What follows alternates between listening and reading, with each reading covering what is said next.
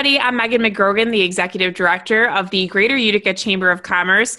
Thanks so much for tuning in today. We are starting another week of our Leveling Up Social Distancing series. Please make sure and go check out all the previous episodes. We have so many great episodes where you can get in touch with all of our area businesses right now as they are navigating the COVID-19 pandemic. And this is so important right now because we want to make sure that you're in touch with all of our area businesses and organizations, and we want to make sure that you know everything that's going on with them so you can offer your support or you can just get to know them a little bit better. So I'm so excited to have my guest with me today, Shannon from Hospice. Shannon, thank you so much for joining me. Thank you. My pleasure.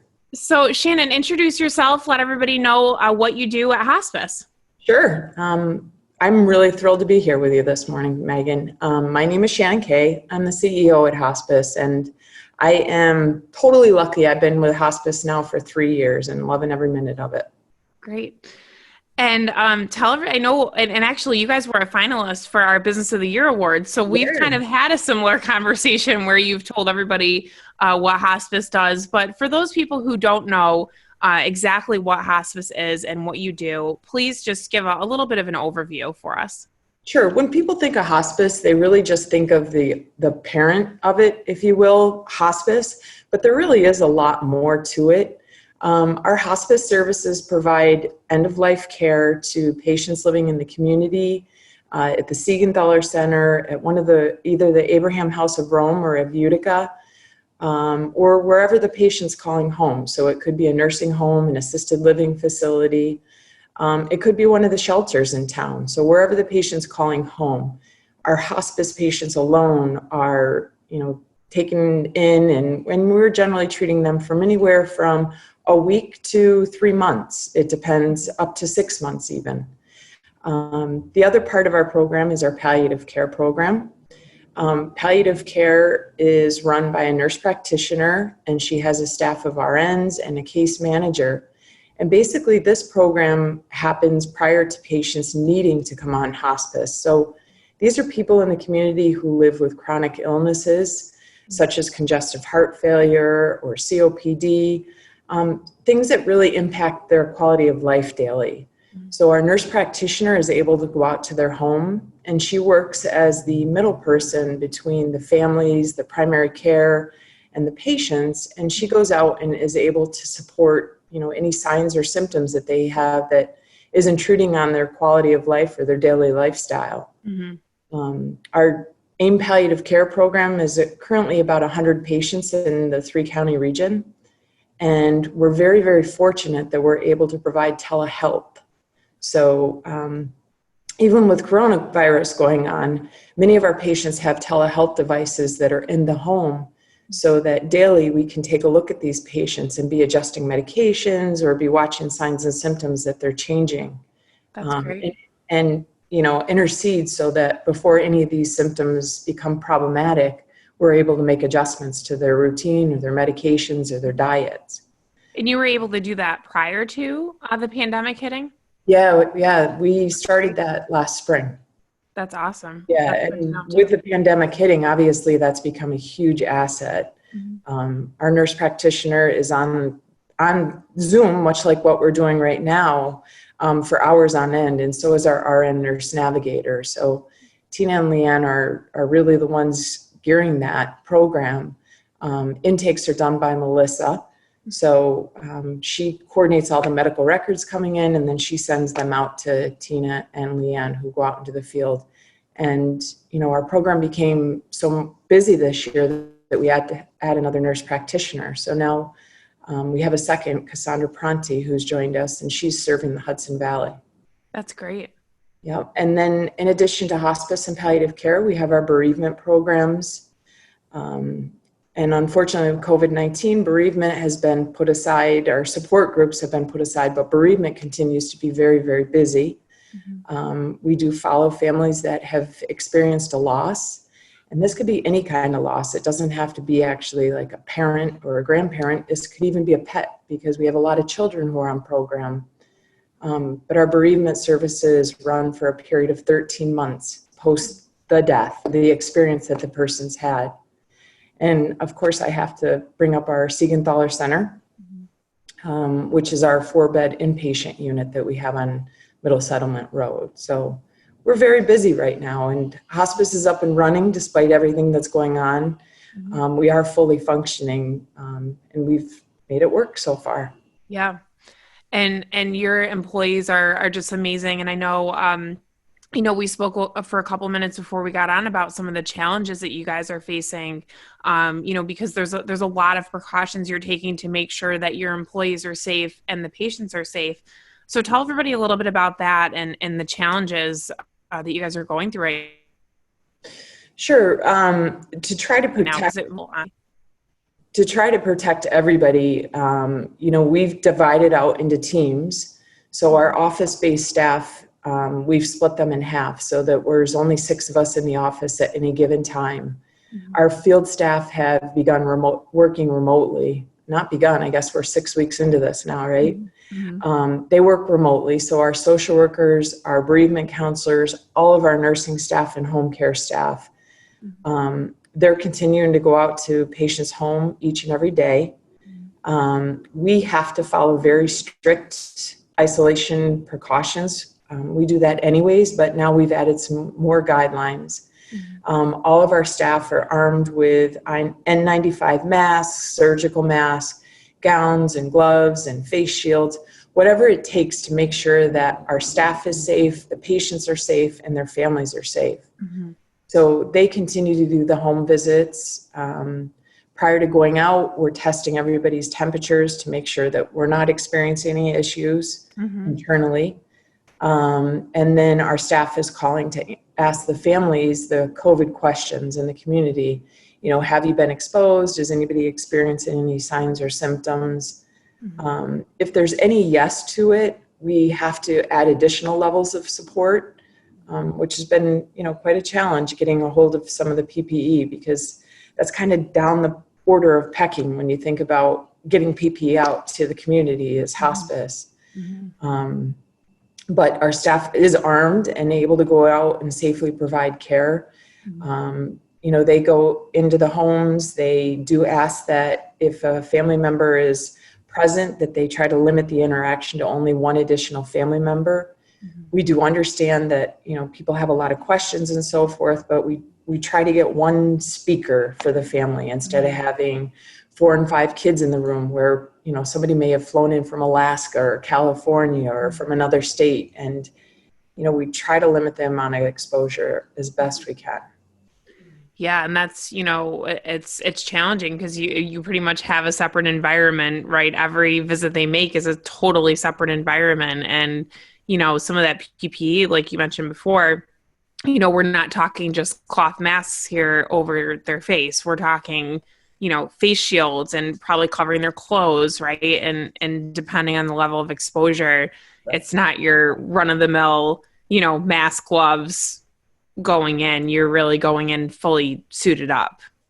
Yeah, especially if there's any potential risk of COVID exposure. A lot of our patients, their family members are essential workers. So we absolutely take that with highest amount of precautions. These people have to continue to do their jobs in the community, much like what we have to do. So we talk about it every single morning as a team, just making sure that everybody is safe. Yeah. And, one of the things that we talked about too, during this time when unfortunately somebody does lose a loved one, and you talked about your bereavement programs, that's a tough thing right now because, we're not able to have, if you've lost a loved one, have that mourning period and have that in-person support from hospice, which I know is so important. I shared with you that I personally, lost my father young and went through the bereavement program.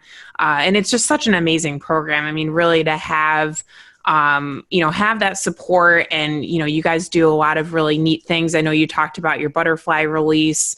I know when I was in it, we did like a balloon release thing, and, just things that, bring a community together that has experienced loss. And so you're not going through it alone. So talk a little bit about that. And, I know it's a tough topic for a lot of people to hear about, but, somebody might be watching this that's lost a loved one through all of this. And, you guys do still have resources available. Right? Absolutely. So the community is accustomed to our bereavement program starting up in the spring. And just as we were getting ready to start up our programs, we went on pause. So although the support groups are on temporary pause, the bereavement counselors are still very, very busy. Mm-hmm. They continue to touch families 30 days post-loss. Mm-hmm. So anytime there's a loss in the family, they'll continue to call. They're doing weekly calls. There's very few one-on-one visits still going on in the homes because we do have to protect everybody.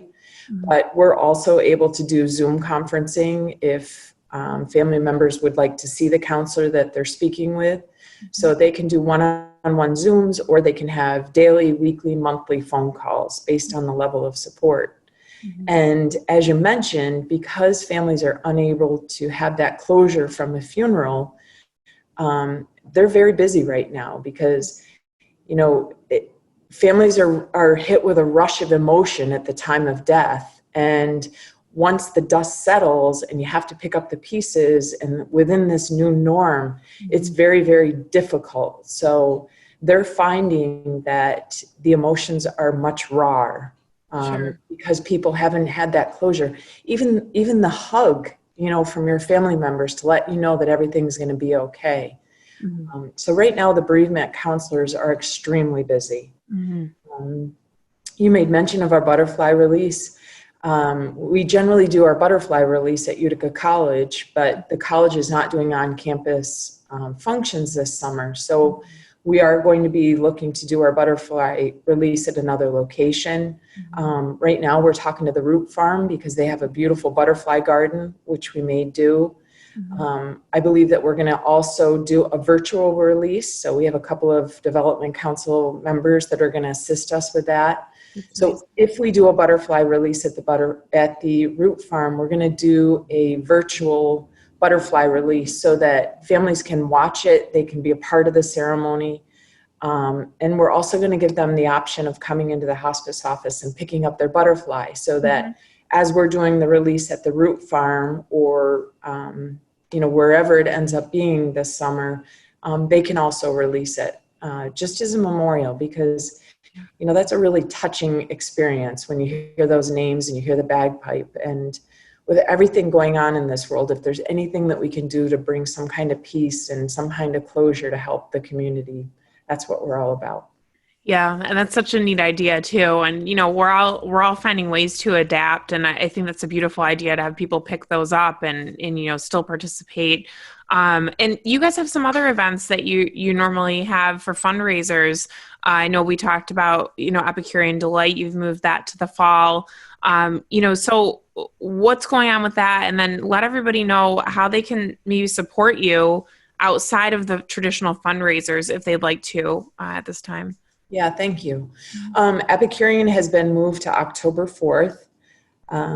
As with every event in the community, that's our biggest fundraiser of the year. So if we're unable to do that, that could really be a significant hit to hospice.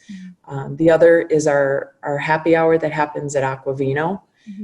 Which is a lot of fun, by the way. It's a tremendous lot of fun and always sells out. We haven't canceled the happy hour as of yet. It's scheduled for August 22nd. We are working with the folks at Aquavino to see what that potentially could look like, but right now everything's a moving target. Epicurean has been moved to October 4th, and the people at Harts Hill have been gracious, but we rely on the support of the community, and part of that is the restaurants that are in this community. And I know that we've all attempted to support the local restaurants, but we have to also be realistic in the fact that they're taking quite a big hit with coronavirus. And, will we be able to rely on that come fall? And we want to be respectful of that because we definitely want to be partners. So we're hoping that we can still do some sort of Epicurean on October 4th. We'll see what happens with the pandemic in the community. Maybe we do online basket raffles or whatever the case may be. But that's a significant issue as far as being able to raise monies. Sure. Having Giving Tuesday last week was wonderful. The community was so supportive. As we made mention to with all of the PPE that we had to buy, I think in 4 to 6 weeks, we've put out over $24,000 in PPE expenses that we weren't anticipating going into this budget year. Yeah, And then you move Epicurean and you potentially at risk with a happy hour. That's a big swing for a little organization like ours. Sure. That's really tough. Well, so can people make donations to hospice right on your website or? Absolutely. As I said, the office is still fully functioning. So if people are not comfortable with that, they can call the main number and make donations. We do have a beautiful new website, thanks to Town Square Media, that's up and running, and they can make some secure donations on our website directly. So if they go to hospicecareinc.org, they can make donations and know that it's a secure site. Great. Okay. Is there anything else you wanted to talk about this morning, Shannon, or any other way people can reach out or support you? Yeah, I think if anything, I just want to thank the community because I know that we've gotten some beautiful thank you notes. Some of our, families that we've dealt with, some of the board members, some of the community members. I can't tell you the heroes that I work with every single day.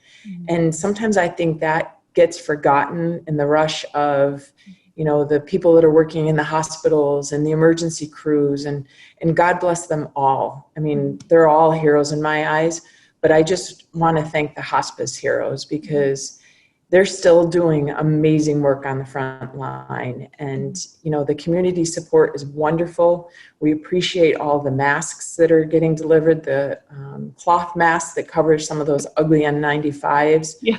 Greatly appreciated. We've gotten some ear savers because, you can only wear those elastic bands around your ears so long. And we've had wonderful donations of food getting dropped off. So that's a beautiful thing. All healthcare workers love food.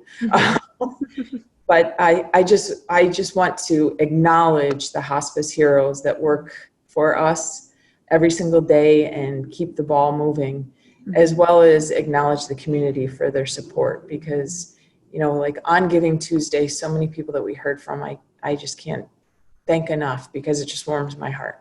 Yeah, that's really nice to hear. And, I know that you guys are we talked again before the call and just the level of, it just takes a toll on you, just the level of things that you guys are having to do to keep operational. I mean, I know we're all in that boat, but you guys have so many levels of things that you do for our community, and your staff is going through so many levels of changes and all that they have to do to, prepare to either go into a home or to take care of a patient. I mean, you really are heroes, and we thank you so much for serving our community.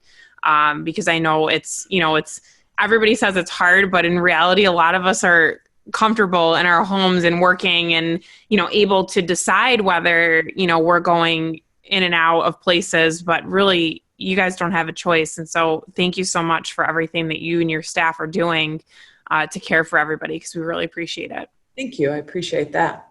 That's what we need to keep it going.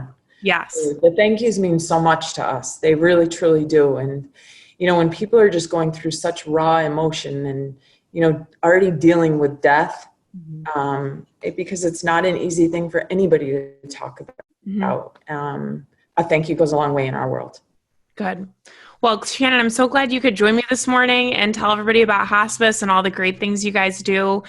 Just one more time, tell everybody how they can get in touch. I know you mentioned the website. Any other ways that you guys are out in the community right now? Not really. We have people manning the phones at hospice. So if they call the main number, 315-735-6484, there's someone there to answer the calls. If you have questions about any of our programs, the website is hospicecareinc.org. All of our programs are clearly detailed out there, as well as our COVID precautions, because I want to ensure that everybody understands that they can be safe allowing us to come into the home. We're still here and we're still willing and able to take care of patients. So I want it to be an outlet for people to know that they have someone to rely on. Great. Yeah. Okay. Well, thanks again so much for joining me, Shannon. and make sure everybody goes onto the website and checks out everything hospice has to offer. And we, of course, as always, we'll throw it up on the screen for everybody as well. So Shannon, have a good day, and I hope to see you soon. Me too. My pleasure. Have a great day, Megan. Thanks. Thank you.